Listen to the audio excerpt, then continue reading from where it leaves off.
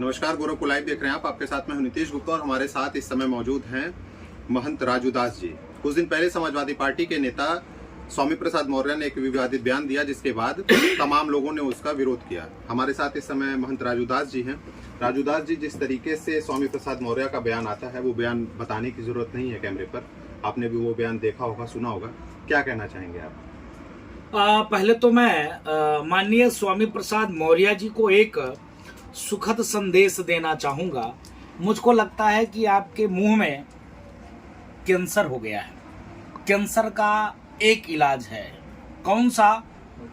साधु के चिमटा से आपका जीभ काट के अलग कर दी जाए तो आप स्वस्थ हो जाएंगे, बाकी कोई इलाज नहीं। दूसरा, दुर्भाग्यपूर्ण है माननीय अखिलेश यादव जी का। मैं सवाल पूछता हूं माननीय अखिलेश यादव जी से, अगर माननीय अखिलेश यादव जी वाकई में हिंदू हैं, अगर उनके अंदर माननीय मुलायम सिंह जी का रग में खून है, वाकई में वो हिंदुस्तान का रहने वाले हैं, वाकई में उनका सनातन में जन्म हुआ है, तो नैतिकता के तौर पर तत्काल स्वामी प्रसाद मौर्य को पार्टी से बाहर निकाल देना चाहिए।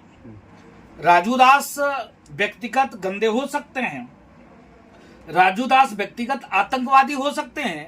कोई अगर ये कहे कि भगवा आतंकवाद, ये तो नहीं चलेगा। स्वामी प्रसाद मौर्य जैसे लोग, उसने सीधे तौर पर हिंदू मतलब आतंकवादी, हिंदू मतलब चोर, हिंदू मतलब नीच, अब इससे ज्यादा नहीं कहेंगे, ऐसे अपशब्दों का प्रयोग किया तो उसके शुद्ध रूप से मुंह में कैंसर हो गया है। कैंसर का सिर्फ एक ही इलाज है, उसके जीभ में कैंसर है। अगर पूरे मुंह में हो जाए तो गला काटना पड़ेगा, वो उचित नहीं है। राजू दास जी, मैंने सवाल किया और आपने बड़े बेबाकी से जवाब दिया कि जीभ को काट देना चाहिए। इससे पहले भी जब उनपे जूता चला था लखनऊ में, तो जब हमसे आपकी बात हुई थी तो आपने कहा था कि जूता चलाने वाले को आप इनाम देंगे, और अब आप कह रहे हैं कि उसके विवादित जो बयान हैं, ऐसे बयान जिस हिसाब से दिए हैं, तो एक ही उसका इलाज है कि उनका जीभ ही काट देना चाहिए। क्या आपको नहीं लगता, क्योंकि तमाम ऐसे विपक्ष के नेता हैं और तमाम लोग भी हैं जो ये कहते हैं कि भगवा रूप में आप जिस तरीके से बयान देते हैं संत के रूप में, वो कहीं ना कहीं समाज में गंदा संदेश देता है? नहीं, देखिए, भगवा कभी गंदा संदेश नहीं देता। मैं पूछना चाहता हूँ, विनम्रता पूर्वक पूछना चाहता हूँ कि आपने देखा होगा, लखनऊ के रहने वाले थे कमलेश तिवारी जी। कमलेश तिवारी, हम किसी धर्म का अपमान किए हो तो बताइए आप, हम किसी धर्म के बारे में टीका टिप्पणी किए हो तो बताएं। मैं जब ये कहता हूं कि मैं किसी को छेड़ता नहीं, तो जो हमको छेड़ेगा उसको मैं छोड़ूंगा भी नहीं। आप मुझको क्यों छेड़ते हो? आपका आस्था सनातन में नहीं है, मत मानो। मैं कभी कहने गया क्या कि तुम सनातन को मानो? जब मैं कभी आपसे ये नहीं कहने गया कि तुम सनातन को मानो, तो तुमको किसने अधिकार दिया है हिंदू और सनातन के बारे में उल्टी सीधी टीका टिप्पणी करने का? तो राजू दास अगर ऐसा करते तो खराब हो गए। राजू दास अगर ऐसा तो बोलते हैं तो भगवा आतंकवादी हो गए। ये तो नहीं चलने वाला है। मैं उन्हें विपक्षियों से सवाल पूछता हूं, करता हूं कि Nupur Sharma TV channel debate में, मैं भी उस डिबेट में था, मैं पहले उठ गया कि मैं अपने देवी देवता का अपमान नहीं सहूंगा। भाई, मैं उठ गया। नुपुर शर्मा जी ने सिर्फ जवाब ही तो दिया, कौन सा गलत काम कहा कि हाँ मानिए मोहम्मद साहब ने 6 वर्ष के कन्या के साथ निकाह किया और 9 वर्ष के कन्या के साथ शारीरिक शोषण किया। हमारे यहाँ सनातन में क्या है? सनातन में है कि 9 वर्ष तक की कन्या का हम चरण पूजते हैं। तो सनातन का तो इतना विशाल हृदय है, तुम माता लक्ष्मी के बारे में ऐसा कमेंट करो, ये कहां से अभिप्राय? आप कह सकते थे 3 तलाक पे बोल सकते थे, खतना पे बोल सकते, महिलाओं का जो खतना होता है इस्लाम में उस पे बोल सकते थे, हलाला पे बोल सकते थे। हलाला, आप बताओ, हलाला इतनी बड़ी कुप्रथा है इस्लाम में। आप समझो आपकी बीवी, आपने कुछ बोल दिया तो अपने भाई के साथ सुलाओ। सबसे निंदनीय बात है कि अपने बाप के साथ सुलाओ। अब बताओ, जो हमारी पत्नी बाप के साथ सो लिया, वो गर्भवती रह गई, उसका बच्चा मेरा भाई हुआ कि बेटा हुआ? तो इतना घिनौना कृत्य इस्लाम में होता है, उस पर टिप्पणी तो उन्होंने नहीं किया। महंत जी, अभी आपने कैमरे पे बोला कि आप किसी धर्म के प्रति नहीं बोलते, लेकिन बोलते बोलते ही अभी आपने जिस तरीके से इस्लाम पे हमला किया, नहीं, गलत, गलत। मैंने मोहम्मद साहब को बोला क्या? हमने बोला इस्लाम में, इस्लाम के मानने वाले आतंकवादी, इस्लाम के जो इस प्रकार का आतंकवादी है, महिलाओं का क्या सम्मान है बता दीजिए। महिलाओं का शुद्ध रूप से वहां पर शोषण किया जाता है। महिला सिर्फ बच्चा पैदा करने की मशीन है। आप बताओ, एक महिला 18 बच्चे, 15 बच्चे, 14 बच्चे, 10 बच्चे, 8, किसी भी इस्लाम के मानने वाले से मैं आप पूछता हूं, किसी के भी पास कम से कम मैक्सिमम 7 बच्चे 8 बच्चे से कम नहीं है। कोई हिंदू को बता दो, हिंदू 2 से ज्यादा पैदा नहीं करते। तो अगर मैंने ये कहा तो आपने बताया कि आपने सीधे टारगेट इस्लाम पे कर दिया। नहीं तो जो सही है, जो फैक्ट है, उसको मैं बता रहा हूं। ये भी चीज तो बता सकते थे स्वामी प्रसाद मौर्य। हमारे सनातन में को बताओ महिलाओं का कहां अपमान होता है, इतने बता दो बस। मैं अपनी बात वापस ले लेता हूं और स्वामी प्रसाद मौर्य रोज सनातन को गाली दे। आप खाली इतने बता दो, सनातन में महिलाओं का अपमान कहां है, बता दो आप। तो क्या ये माना जाए, क्योंकि बड़ा पद है स्वामी प्रसाद मौर्य का, एमएलसी भी हैं, पार्टी में एक बड़ा दायित्व मिला हुआ है, तो क्या ये माना जाए कि जो ऊपर के लोग हैं, यानी उनसे बड़े नेता यानी अखिलेश यादव, उनका पूरा श्रेय है? क्या उन्हीं के द्वारा कहीं ना कहीं समर्थन किया जा रहा है ऐसे बयानों का? शुद्ध रूप से अखिलेश जी के द्वारा दिलाया जा रहा यह बयान है। अखिलेश जी समाज में जो छुआछूत है, ऊंच नीच है, का भेदभाव है, वो चाहते हैं ऐसे बना रहे जिससे मैं रोजी रोटी अपना चलाता रहूं, दुकान चलाता रहूं। क्योंकि उनकी दुकान बंद हो चुकी है, शटर डाउन हो गया, 6 चुनाव वो हार चुके हैं, हिंदू जग चुका, सनातनी के मन में भाव आ चुका, कौन मेरा कौन पराया। टोपी पहनकर, टोपी पहनाने का जो काम करते थे, अब वो उनको बंद करना पड़ेगा। आप देखिए सनातनी इतना जग गया कि एक जो है शंख फूकने वाला, घंटी डुलाने वाला, सीताराम कीर्तन करने वाला, ठाकुर जी की सेवा पूजा करने वाला, जो उत्तर प्रदेश का राजा बनकर कुर्सी पर बैठा है। एक चाय बेचने वाले का बच्चा, चाय बेचने वाला, कभी वो चाय बेचा हो, जिसकी माँ मरते दम तक वोट डालने से लेकर कहीं भी जाती थी तो अपना निजी वाहन नहीं थी, बैटरी रिक्शा से जाती थी, उसका बेटा आज पीएम और 20 वर्षों तक मुख्यमंत्री और 2 बार देश का पीएम हो, तो इससे आप अनुभव लगा सकते हो कि जो विदेश में पढ़ के आए हैं, सोने की चम्मच लेके पैदा हुए, माननीय मुलायम सिंह जी ने कितना संघर्ष किया, त्याग किया, तपस्या किया, तब जाकर उत्तर प्रदेश में इस प्रकार से समाजवादी पार्टी को बहुमत मिल पाया। और ये ऐसे अपराधियों को बढ़ावा देकर, ऐसे मानसिक विक्षिप्त व्यक्तियों को बढ़ावा देकर और सनातन को तोड़ने का जो प्रयास करते हैं, यह प्रायोजित है, साजिश के तहत है और कुछ नहीं। अच्छा, अभी आपने एक बयान दिया कि अखिलेश यादव या तो इस पे माफी मांगे, इनके बयान पे खुद ही, या फिर इनको पार्टी से निष्कासित करें। अगर ऐसा नहीं करते हैं तो उनका रक्त मुलायम सिंह यादव का नहीं है। मैं क्यों भाई, आप ये बताओ, अगर हिंदू हम हैं, अगर हम हिंदू हैं, मेरे सामने में कोई मेरी माँ का अपमान करे, कोई ये कहे कि हिंदू मतलब चोर, हिंदू मतलब नीच, हिंदू मतलब डाकू, हिंदू मतलब लुटेरा, तो हम हिंदू हैं क्या? तो कैसे मुलायम सिंह जी का खून है? पूछना चाहता हूं, स्वामी प्रसाद मौर्य जी जब बीजेपी में थे, ऐसे शब्द क्यों नहीं निकले? ऐसे शब्द क्यों नहीं निकला भाई? तो फिर सवाल ये लोग करते हैं कि उनकी बेटी बीजेपी की सांसद है, ये सपा से हैं, तो कहीं ना कहीं जो लोगों का आरोप है कि बीजेपी का श्रेय है, उसी की वजह से ऐसे बयानबाजी कर रहे हैं। तो इसीलिए तो मैं अखिलेश यादव जी से मैं पूछता हूं ना, आप क्यों भ्रमित हो? आप क्यों नहीं समझते हो कि ये तुमको नाश करने के लिए तुम्हारी पार्टी में गया है? जब तक तुम्हारा सर्वनाश नहीं कर देगा, तब तक वो तुम्हारे पार्टी में रहेगा। तो जो मुझको पता है कि जहर हम पिएंगे तो मर जाएंगे, तो हम जहर क्यों पिए? हटा देना, ना पिए ना। तो ऐसा काम अखिलेश जी क्यों करते हैं, मैं पूछना चाहता हूं। अखिलेश जी का ग्राफ बढ़ चुका था, अखिलेश जी का ग्राफ बढ़ा था और बहुत तेजी से ग्रोथ कर रहे थे, लेकिन स्वामी प्रसाद मौर्य जैसे लोगों ने समाजवादी पार्टी को गर्त में डाल दिया। 6 चुनाव ऐसे अखिलेश जी नहीं आ रहे।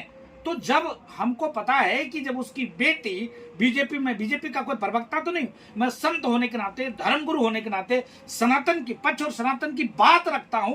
मुझको पीड़ा है कि रामचरितमानस, कुरान की एक प्रति कोई फाड़ दे।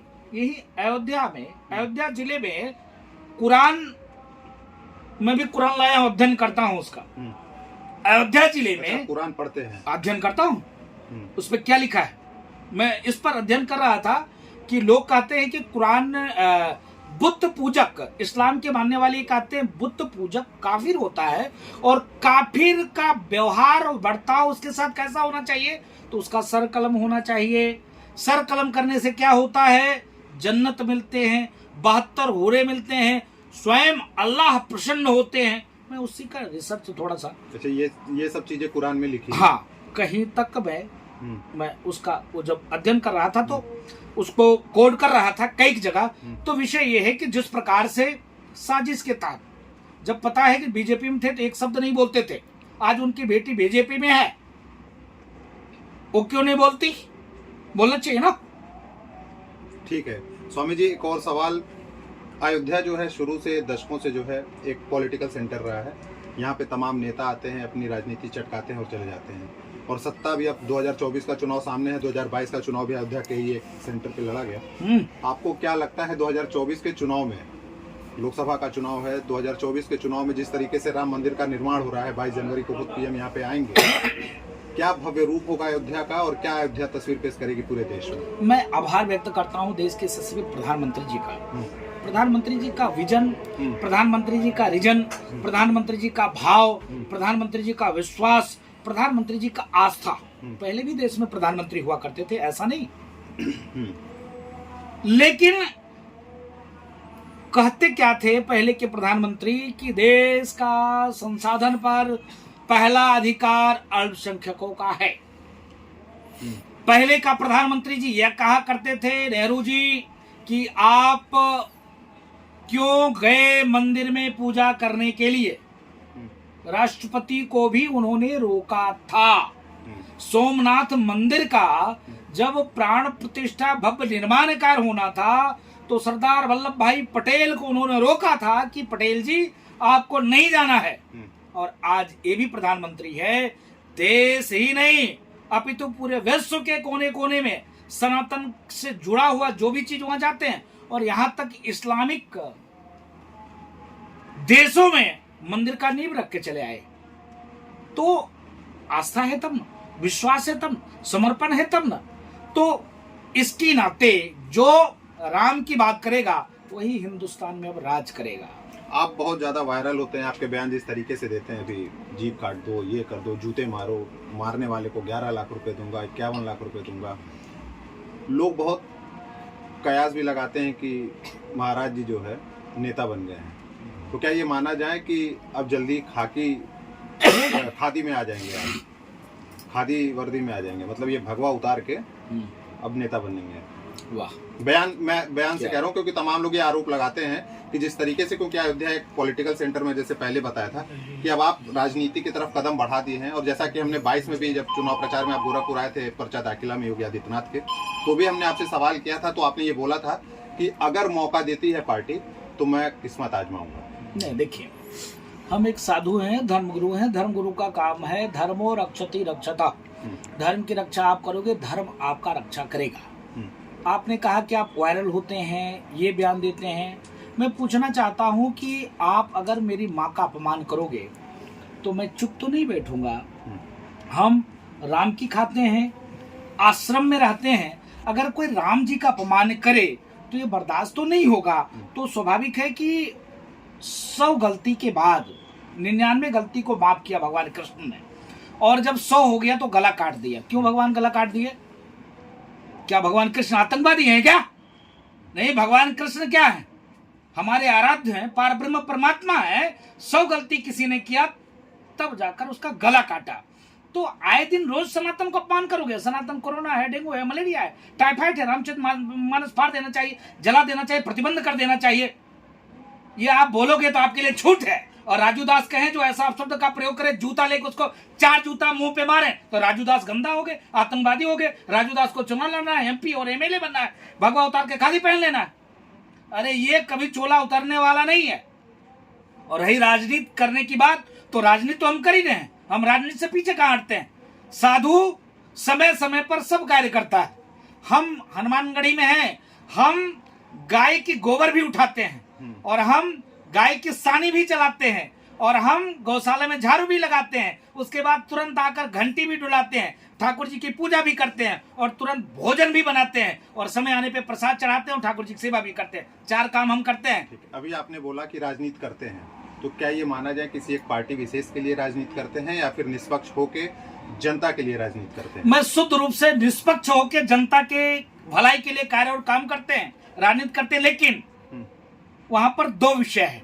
विषय ये है जो सनातन की बात करेगा, जो धर्म की बात करेगा, जो राम जन्मभूमि की बात करेगा, जो धारा 370-35 की बात करेगा, जो गर्व से कहेगा कि हाँ आने वाले दिनों में कहा मथुरा पार ब्रह्म परमात्मा भगवान कृष्ण की जो शाही मस्जिद है उसको ध्वस्त करके वहां मंदिर का निर्माण करेंगे। जो ये कहेगा ज्ञान वापी जो हमारा मंदिर था औरंगजेब ने तोड़ दिया, वहां पर भव्य दिव्य मंदिर का निर्माण करेंगे, हम उसके साथ हैं, उसके साथ कंधा से कंधा मिला के चलते हैं। केवल स्वामी प्रसाद मौर्य के खिलाफ आप बयान देंगे? क्योंकि बीजेपी के साथी दल के नेता है संजय निषाद, उनका भी पिछले कुछ साल पहले एक बयान वायरल हुआ था महाराज दशरथ को लेके। राम जी के खिलाफ उन्होंने बोला था कि ये कहीं प्रमाण नहीं है कि जो राम है वो दशरथ के पुत्र हैं। तब आपका कहीं ऐसा बयान नहीं आया कि संजय निषाद ने ऐसा बोला, ये गलत किया, मैं इनके साथ वो करूंगा या फिर जो करना चाहिए वो करूंगा? मैं आपको घटना बता दूं, एक विषय है, घटना आपको बता दूं कि एक समाजवादी पार्टी के नेता थे, समाजवादी पार्टी के नेता थे, उसने कहा था रम में राम, बिस्की में विष्णु, ठर्रे में हनुमान। सपा में थे, सदन में बोला था, बीजेपी ज्वाइन कर लिया, अभी कोई मंत्री पद नहीं मिला है, उसको कई जूता दिया था, कहीं कोई वायरल नहीं हुआ, मामला सब बन गया। ठीक है, ऐसा नहीं है जैसा आप सोच रहे हो। हमने ये माना जाए हाँ, हमने उसका भी विरोध किया था और उनको भी माफी मांगना पड़ गया था, ऐसा नहीं। उन्होंने कहा कि नहीं महाराज जी मेरा बयान तोड़ मरोड़ कर पेश किया गया, ऐसा नहीं है। हमने ये कहा था कि यज्ञ हुआ, यज्ञ से जो वो प्रसाद मिला, उस प्रसाद के बल पर तो भगवान राम के हम लोग सेवक हैं, निषाद राज के हम लोग वंशज हैं, और निषाद राज जी इतनी सेवा भगवान राम के किए और निषाद राज्य से इतना अनुग्रह प्यार भगवान का है, तो हम लोग तो भगवान राम के हैं। विषय ये है कि आपने ये कहा कि क्या खाली स्वामी प्रसाद मौर्य को ही बोलेंगे? नहीं, जो भी सनातन का विरोध करेगा उसके खिलाफ आवाज उठती रहेगी। और मैं कहता हूं सनातनियों से कि राजू दास की जिम्मेदारी नहीं है, सिर्फ राजू दास धर्म के ठेकेदार नहीं है। भगवान राम किसी एक पार्टी की नहीं, किसी एक दल के नहीं, किसी एक संप्रदाय की नहीं। भगवान राम सभी पार्टियों के, सभी दल के, सभी संप्रदाय के हैं।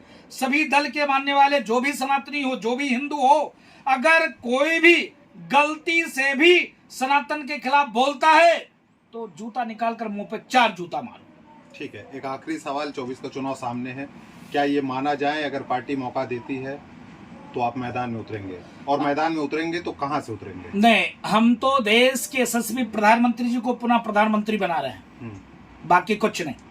अगर पार्टी मौका देती है, क्योंकि आप राजनीति तो कर ही रहे हैं, प्रधानमंत्री जी को शुद्ध रूप से प्रधानमंत्री पुनः बनाना है और कुछ नहीं। पार्टी टिकट एक सूत्री काम, एक सूत्री काम, पूरे देश में घूमकर सनातन की प्रचार प्रसार करना है। जो सनातन की बात करेगा हम उसके साथ हैं, और डंके की चोट पे कहते हैं जो सनातन का विरोध करेगा उसके क्षेत्र में जाकर ऐसा प्रचार करके उसको हराने का भी काम करूंगा। आपने सभी सवालों का बेबाकी से जवाब दिया, आपका बहुत बहुत धन्यवाद। मैं मंगल कामना करता हूं सिद्धपीठ अयोध्या हनुमानगढ़ी से, और आने वाले दिनों में अयोध्या में नव भव्य दिव्य राम जन्मभूमि मंदिर निर्माण कार्य हो रहा है। आप लोग अयोध्या आए और आपके जितने भी दर्शक हैं उनके लिए मंगल कामना करते हैं, और आपको और आपके कैमरामैन को ढेर सारा आशीर्वाद कि ऐसे बजाया मत करिए और सही सही बात को रखा करिए। अगर व्यक्ति ने गलत कहा है तो गलत का जो विरोध करने वाला है उसको आशीर्वाद दीजिए, उसका साथ दीजिए। नहीं हो पाए तो अपने के माध्यम से कुछ जरूर एक शब्द लिख दीजिए। धन्यवाद।